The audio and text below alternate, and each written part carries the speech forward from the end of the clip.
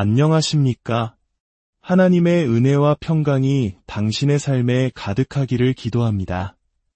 오늘 우리가 함께 나눌 이야기에 앞서 잠시 여러분의 손길을 빌리고자 합니다. 이 말씀이 단 한 사람에게라도 더 닿을 수 있다면 그것은 하나님의 은혜를 전하는 귀한 씨앗이 될 것입니다. 잠시 시간을 내어 좋아요와 구독을 눌러주시면 이 채널이 하나님의 귀한 말씀을 더 널리 전하는 데 큰 힘이 됩니다. 여러분의 그 손길 위에 하나님의 크신 축복이 함께하기를 소망합니다. 자, 이제 오늘의 이야기를 시작하겠습니다. 혹시 이런 생각을 해보신 적 있으신가요? 왜 나의 기도는 때로 공허한 메아리처럼 느껴질까? 왜 간절히 부르짖어도 저 두껍고 높은 벽을 뚫지 못하는 것 같을까? 우리는 모두 삶의 거대한 산 앞에서 기도해 본 경험이 있습니다. 그 산을 옮기고 싶다는 간절함으로 무릎 꿇어본 적이 있습니다. 하지만 기도의 능력이 온전히 발휘되는 것을 막는 우리 영혼의 발목을 잡는 무언가가 있다면 어떨까요? 오늘 우리는 그 해답의 가장 중요한 열쇠 중 하나인 용서에 대해 깊이 이야기 나누고자 합니다. 예수님께서는 어째서 그토록 강력한 기도의 능력을 말씀하시면서 항상 용서를 연결시키셨을까요? 현대 사회를 살아가는 우리 신앙인들의 삶을 가장 심각하게 마비시키는 두 가지의 영적 질병이 있습니다. 첫 번째는 실망감이고 두 번째는 바로 용서하지 못하는 마음, 즉 분노와 원망입니다. 우리는 살면서 수많은 실망을 겪습니다. 사람에게 실망하고 상황에 실망하며 때로는 하나님께마저 실망감을 느끼기도 합니다. 이 실망감은 우리의 마음밭에 독초처럼 자라나 결국 분노와 원망이라는 쓴뿌리를 내리게 만듭니다. 우리는 이 두 가지가 사실상 우리 삶의 다른 모든 문제들, 예를 들어 중독이나 부도덕 같은 문제들의 근본적인 원인이라는 것을 깨달아야 합니다. 마음의 문제가 해결되지 않으면 삶의 문제들은 결코 사라지지 않습니다. 이런 영적인 피로와 무기력함에 지쳐 있을 때 성경은 우리에게 놀라운 처방을 제시합니다. 히브리서 12장 3절 말씀입니다.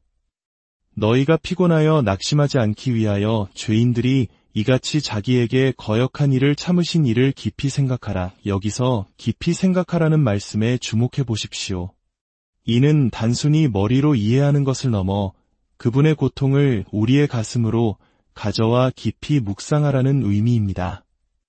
우리를 위해 온갖 수치와 조롱, 그리고 십자가의 그 끔찍한 고통을 묵묵히 견뎌내신 예수 그리스도를 떠올려 보십시오.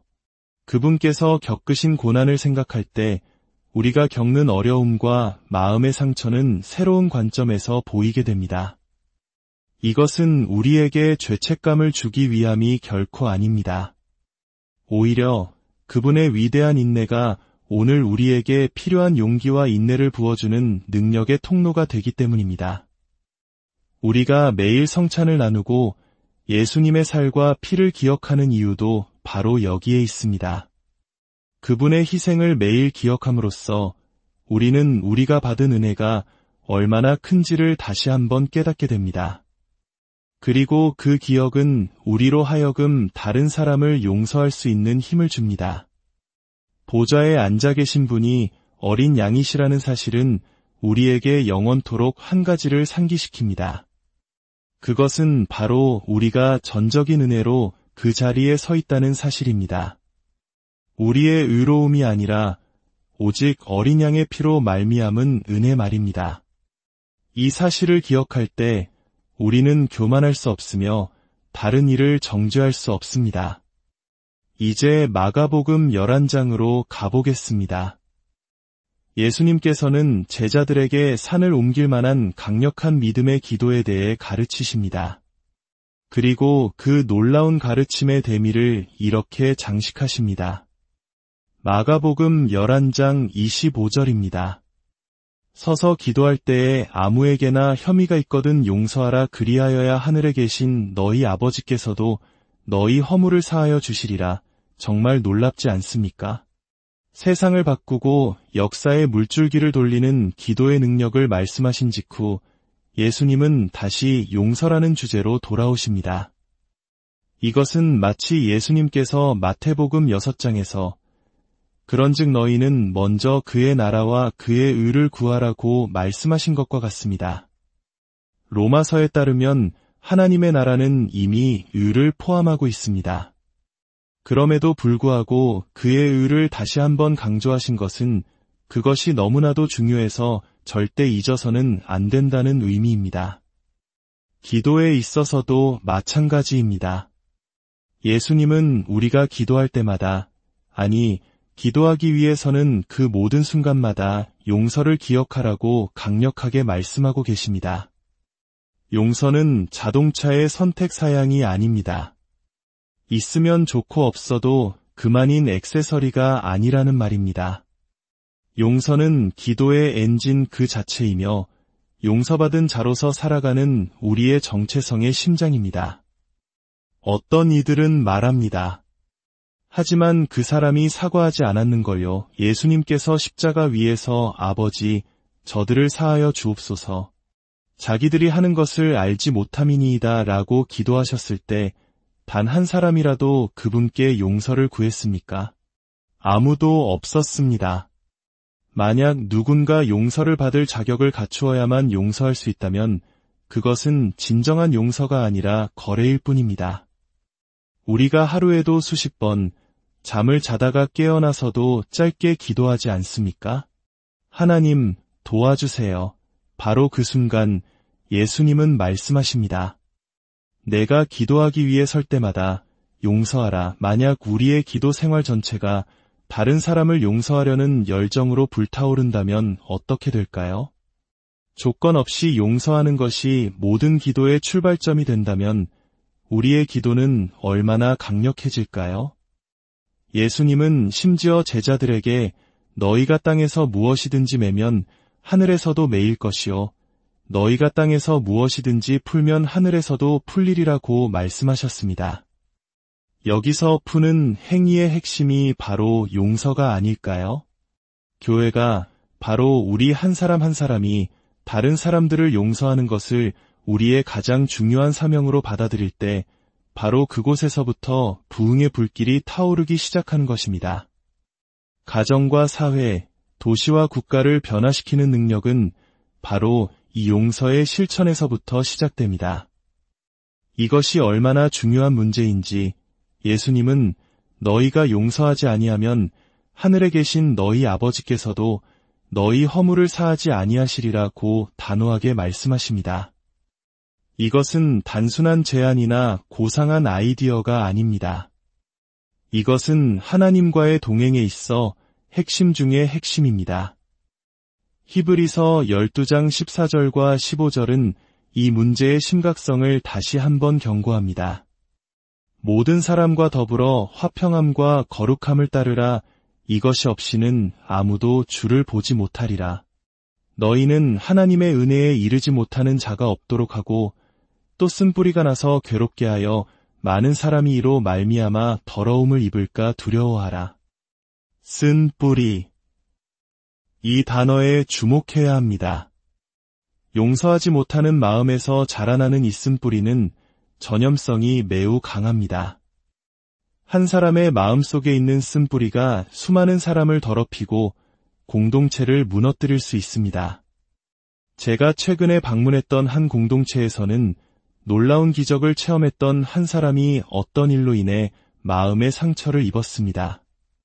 그리고 그는 소셜미디어를 통해 자신의 쓴뿌리를 퍼뜨렸고 그 결과 1000명이 넘는 사람들이 공동체를 떠나는 안타까운 일이 있었습니다. 우리는 종종 잘못된 방식으로 충성심을 증명하려 합니다. 바로 다른 사람의 상처와 분노를 그대로 내 것인 양 받아들이는 것입니다. 그것은 성경적인 충성심이 아닙니다.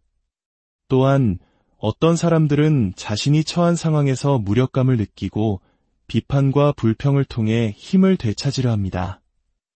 다른 사람을 손가락질하고 비난함으로써 자신이 통제권을 쥔 것 같은 착각에 빠지는 것입니다.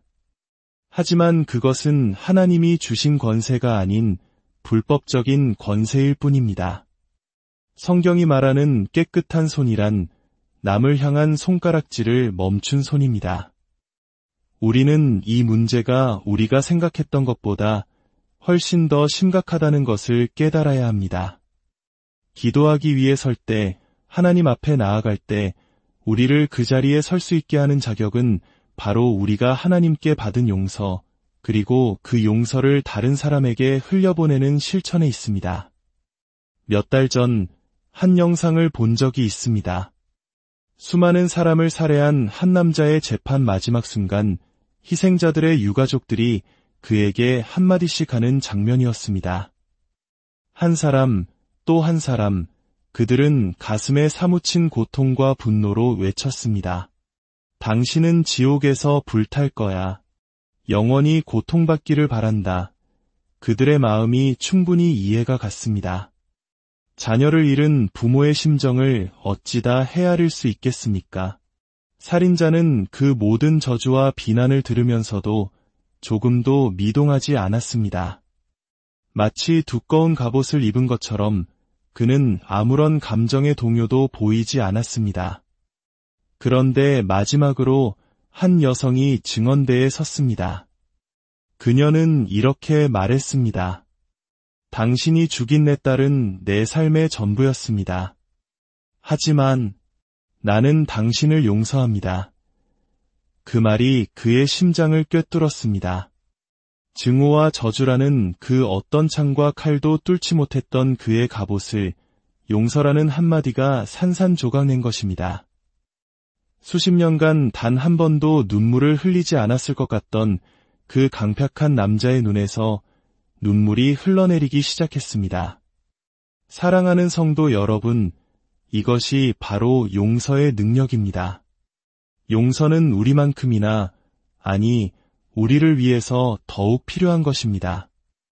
우리의 영혼을 쓴뿌리의 독으로부터 깨끗하게 지키는 유일한 길입니다. 예수님께서 기도의 능력과 용서를 연결하신 것은 결코 논리의 비약이 아닙니다. 용서하는 삶의 방식이야말로 우리가 하늘에 영향력을 미치고 역사의 흐름을 바꾸는 기도의 응답을 받는 자리에 서게 하는 열쇠입니다. 산을 옮기는 기도를 하기 위해 설 때 가장 먼저 해야 할 일은 용서하는 것입니다. 우리의 손이 깨끗한지 손가락질하고 있지는 않은지 확인하는 것입니다.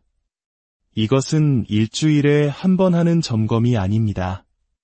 살다 보면 수많은 억울하고 불쾌한 일들을 겪기에 용서는 매일, 매 순간 우리의 삶 속에서 일어나야 하는 실천입니다. 저는 오늘 이 말씀을 통해 하나님께서 우리를 새로운 돌파의 영역으로 이끌고 계시다는 것을 느낍니다. 내가 먼저 용서하겠습니다. 라는 겸손함으로 우리 자신을 무장할 때 개인적으로나 공동체적으로 상상할 수 없었던 승리를 경험하게 될 것입니다. 나를 위해 십자가에서 고난받으신 그리스도를 기억할 때 감히 우리가 누구를 용서하지 못하겠습니까? 죄인 중에 괴수였던 나를 그분께서 먼저 용서하셨는데 말입니다. 이제 다 함께 기도하겠습니다. 하나님 아버지, 오늘 우리에게 용서라는 귀한 특권을 다시 한번 깨닫게 해주시니 감사합니다. 용서하는 것을 우리의 가장 중요한 책임으로 받아들입니다. 우리가 먼저 용서받았으니 우리도 다른 이들을 용서하게 하옵소서. 우리의 가정이, 우리의 교회가, 이 도시가 용서의 도구가 되게 하옵소서. 그래서 하나님의 친절하심과 은혜가 우리를 통해 세상에 흘러넘치게 하옵소서. 주님, 그렇게 하겠습니다. 우리가 먼저 용서의 길을 걷겠습니다. 우리를 먼저 용서하신 우리 주 예수 그리스도의 이름으로 기도드립니다.